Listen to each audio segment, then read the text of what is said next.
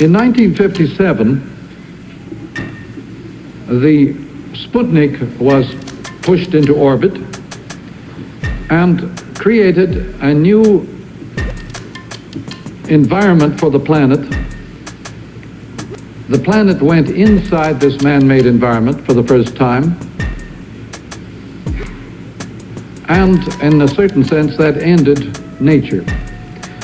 The Greeks had invented nature by classifying various phenomena visually, and with the resonating simultaneous environment of information via a Sputnik, Greek nature disappeared.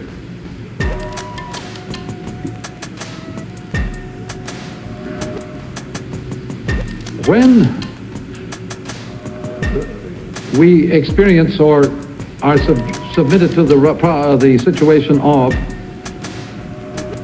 disembodiment, a discarnate, non-physical existence, we lose touch with natural law. Disembodied man, discarnate man, cannot relate to natural law. One of the peculiarities, therefore, of this discarnate condition is the kind of moral anarchy that descends upon people.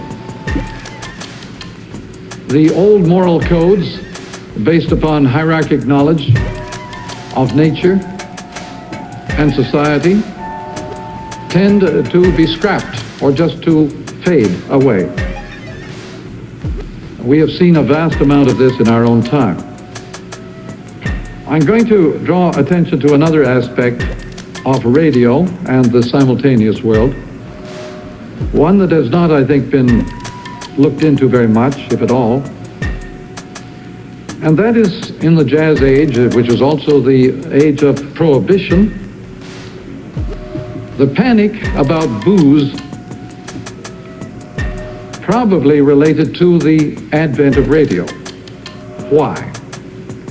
Well, tribal people, acoustic people, right hemisphere people, cannot use alcohol. I suggest, therefore, that the radio age, the prohibition age, may have had an instinctive panic about the danger of alcohol, just as the TV age has an instinctive panic about drugs. Television is a very powerful drug. It is an inner trip, a psychedelic inner trip, and it is addictive. And drugs are not new, but the panic about drugs is new.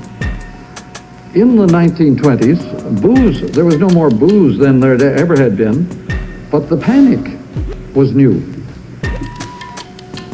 One of the peculiarities of television as an experience is that it immobilizes the motor muscles of the eyes. This is one of the reasons for sleepiness in presence of TV. And its soporific qualities relate to this fact that the motor muscles do not respond to the flow. You are the screen in television, you're not the camera, you are the screen.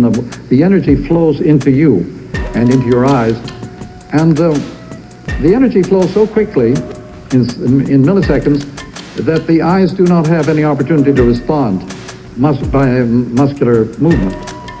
It's quite different with film. With 24 frames a second, the eyes do have an opportunity to respond muscularly, but not with TV. And so, one of the peculiar problems of TV, and it's as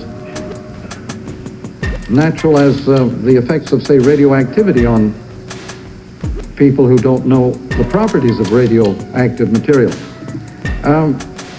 One of the problems of TV, therefore, is in immobilizing the eye muscles, it makes reading very difficult.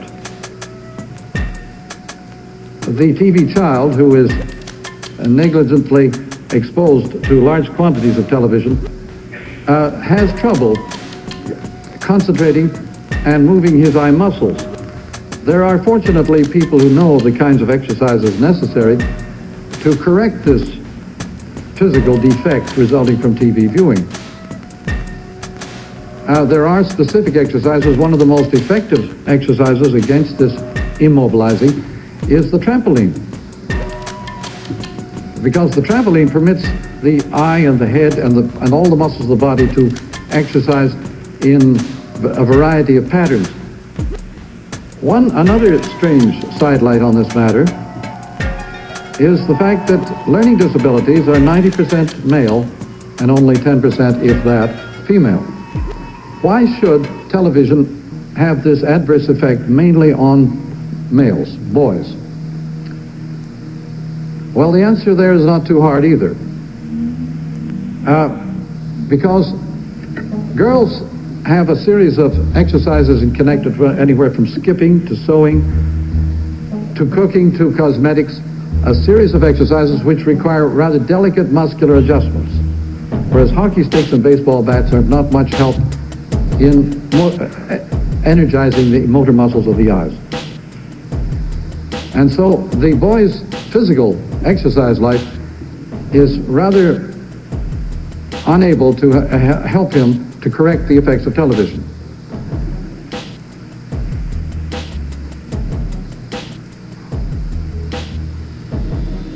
Now, I thought that by bringing radio and TV together in this matter, it might throw a little more light from one to the other, just as these two hemispheres act reciprocally as figure and ground. When one is figure, the other is ground. When one is ground, the other is figure. And this interplay between media helps one to understand.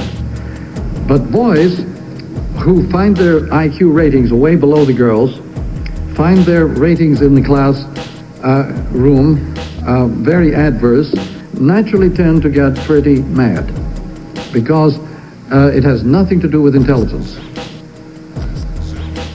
You can have 20/20 vision in each eye and still be profoundly dyslexic, because dyslexia is not something that takes place in the eyes. It takes place in the matter of convergence of the eyes in front of the page.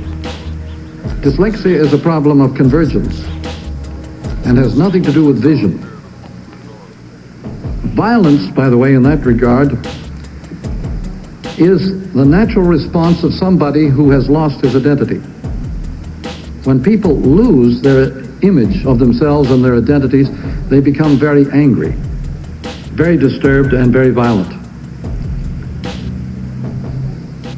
The violence of this generation is, I think, prompted by loss of identity.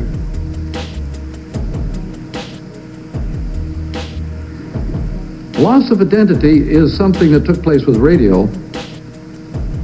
You'll find that the poets and the artists of the radio age were quite aware of this. Mr. Eliot's Hollow Men is an account of loss of identity, so with The Wasteland and his other poetry. In the case of Finnegan's Wake and of Joyce knew very well. He called, by the way, these two things the ineluctable modality of the visible, ineluctable modality of the audible. Finnegan's Wake is in a full recognition of the return of Western man to the right hemisphere. Finn again, back to the Finn cycle, back to acoustic culture, our tribal man.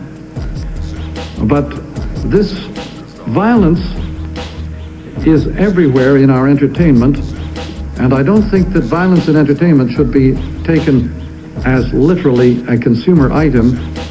It has a hidden ground, again, of loss of identity.